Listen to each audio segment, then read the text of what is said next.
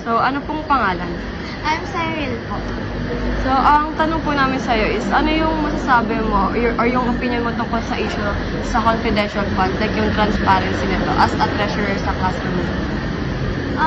About that po, parang, ano po kasi siya, parang wala rin naman po siya ata, hindi naman po ata siya, like, nagagamit po ng tama po sa atin pong mga bayan, dahil po sa atin naman po talaga yung fund po ng government sa atin po yun, inilalahad din po, kaya po parang medyo useless na rin po siya.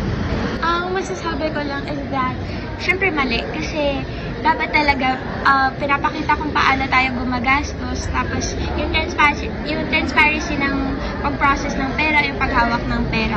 So, yeah. For me po kasi, dapat po aware tayong lahat as citizens kung ano yung mga nagagastos ng government.